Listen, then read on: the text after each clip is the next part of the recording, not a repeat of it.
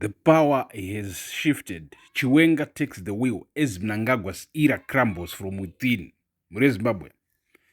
Tutaura zvanezuro manheru Friday, May 15th.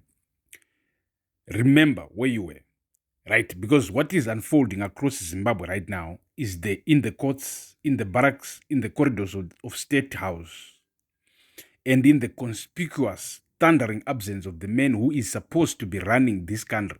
So first of all, takataura tichiti isusu Mnangagwa wakabuda musi wa6, but new information, new updates, ikuti akabuda musi wa 13 May, right?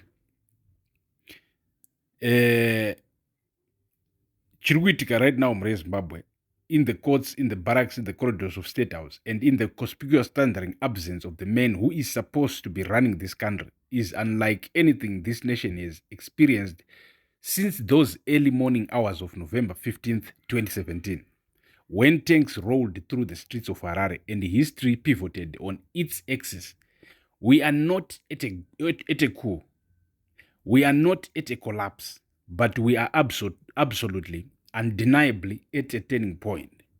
Mure Zimbabwe, pano pamzinda wavanhu, we are going to walk you through every single piece of evidence, every documented fact, every confirmed development, so that when your grandchildren ask you what happened in Zimbabwe in May 2026, you can tell them exactly what you saw and exactly what it meant. Right? The men who stayed while the other men ran. Let us start with the image, because in politics, images carry more truth than press releases. While Mnangagwa departed Zimbabwe quietly for Belarus without the customary airport ceremony involving ministers, military officials, and motorcades, Vice President Constantino Chiwenga, Zimbabwe, appeared at the farewell dinner for outgoing Chief Justice Luke Malaba and delivered remarks at the ceremony.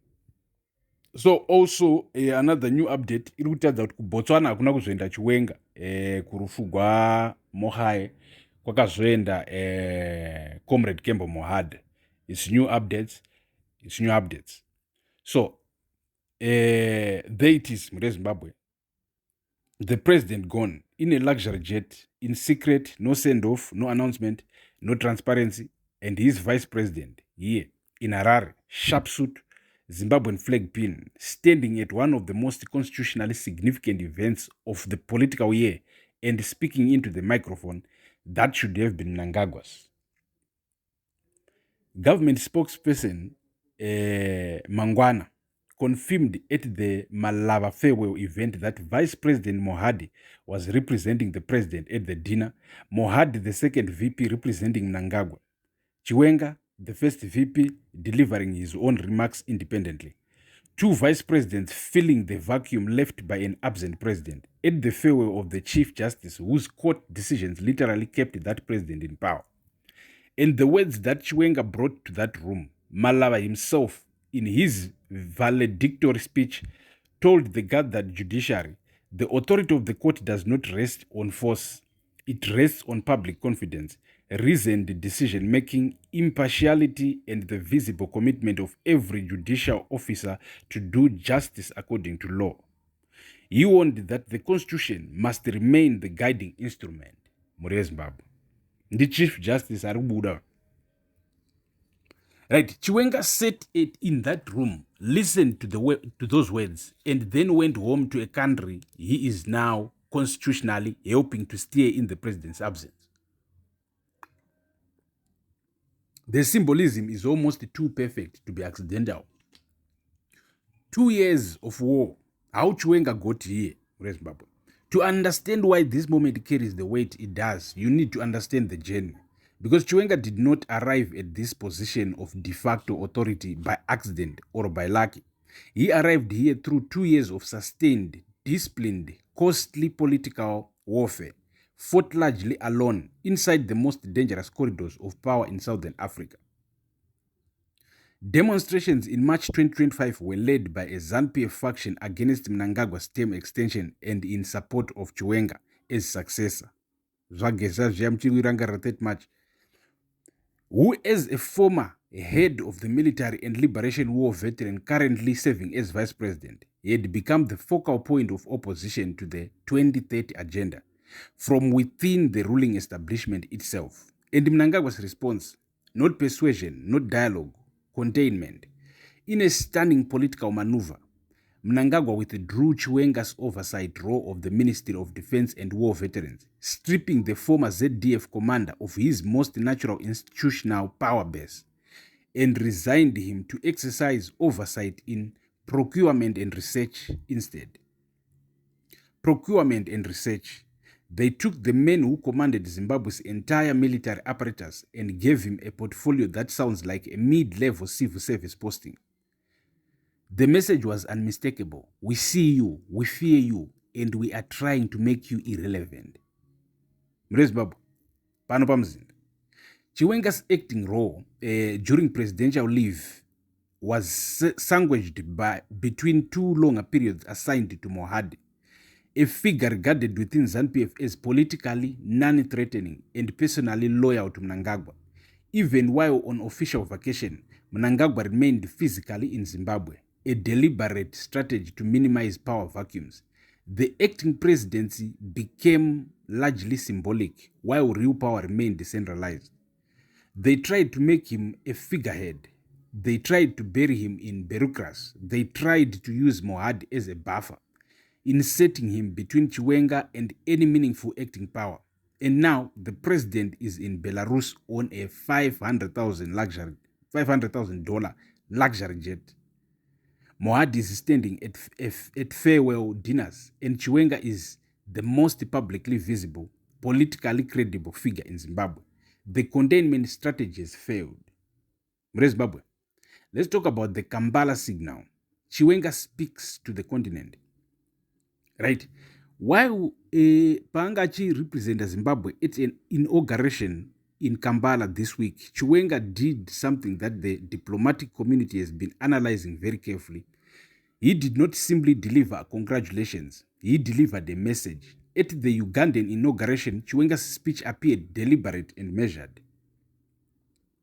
The mere mention of "we are here for the 7th term of President Yoweri Kaguta Museveni" carried significant political weight. To many observers, the statement seemed intentionally framed, subtly highlighting concerns around prolonged leadership. Vairuma vachifuridzira. Because vaiburisa pacha the 7th, vakanyatsa kuzvitaura kuti the 7th term, right? So raising my concerns around prolonged leadership and the implications it may have for democracy and governance.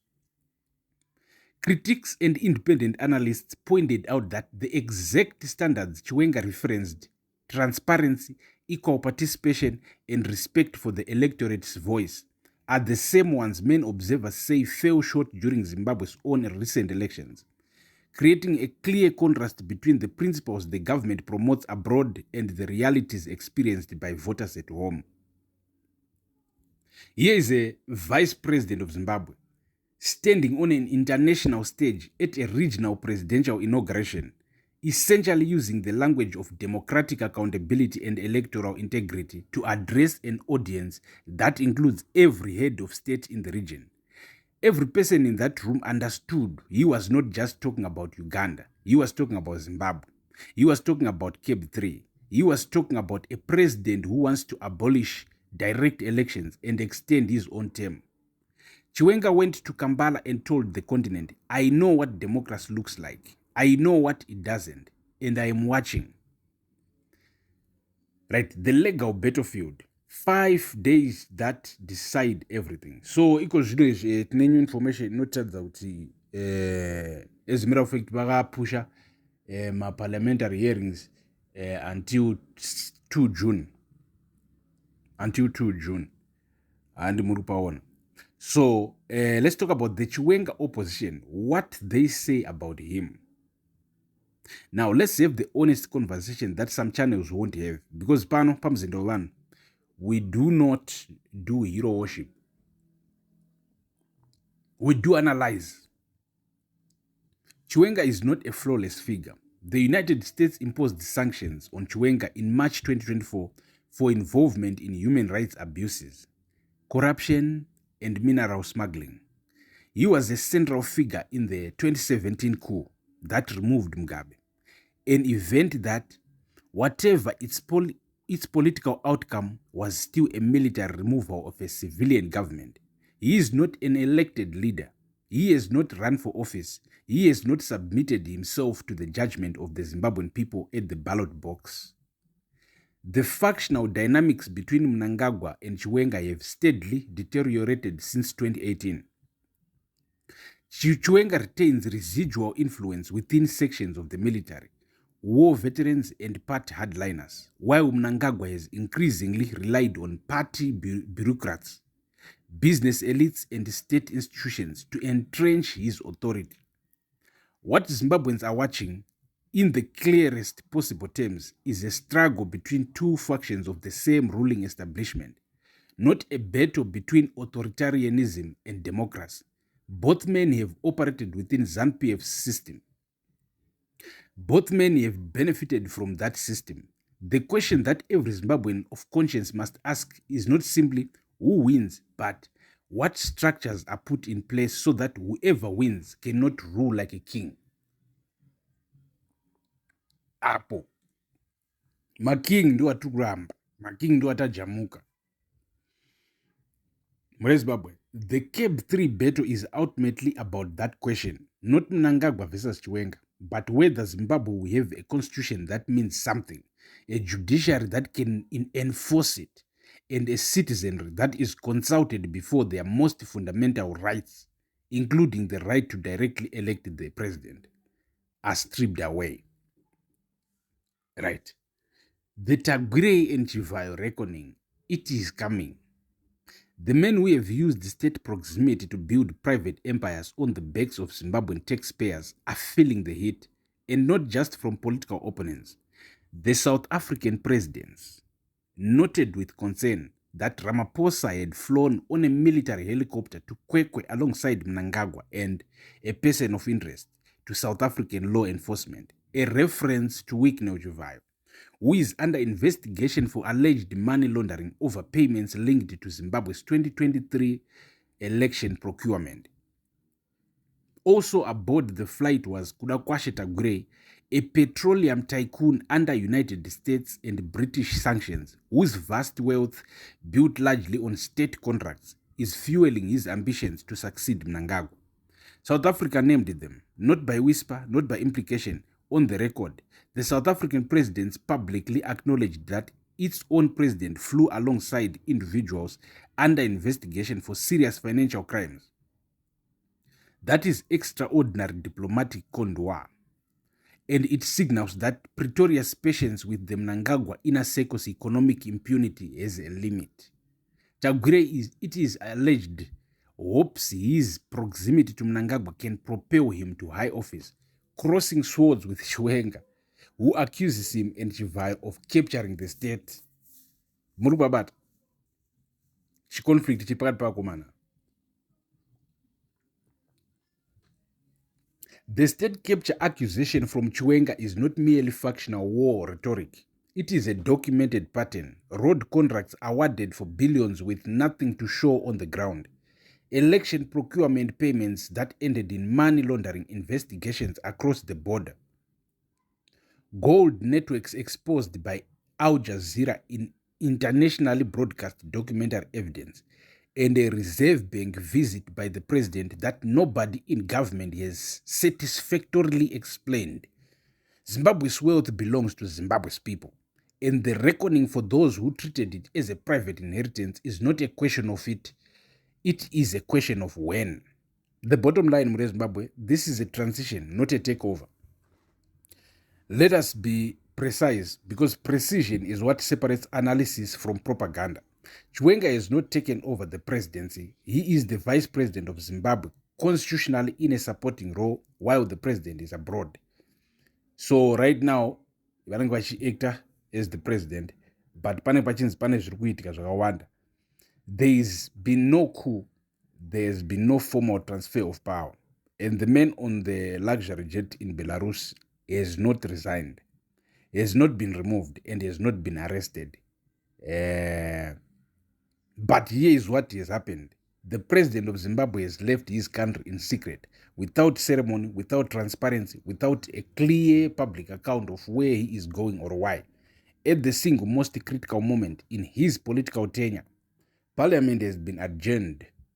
The Constitutional Court is about to rule on the legality of his entire third term project. His own vice president is publicly, internationally, and unmistakably positioning himself as the voice of constitutional order and democratic principle.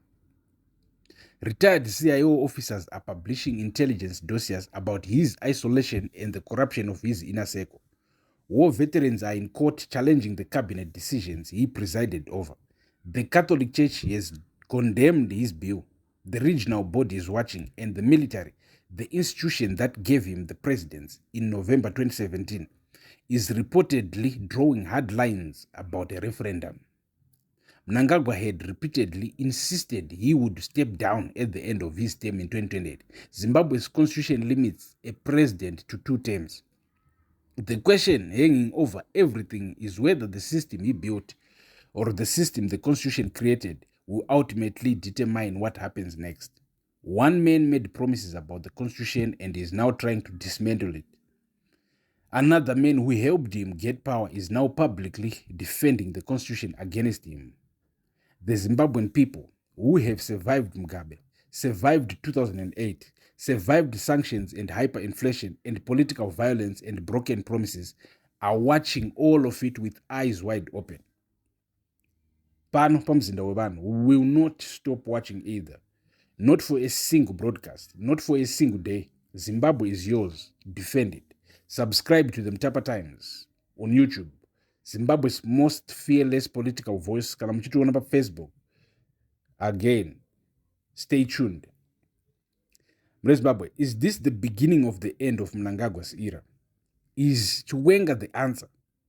Or just a different chapter of the same story? Drop your most honest take in the comments. Smash the like button, share this broadcast everywhere, and support independent journalism through Join and Super Thanks. The nation is watching, and the Mtapa Times is watching with it. Stay tuned.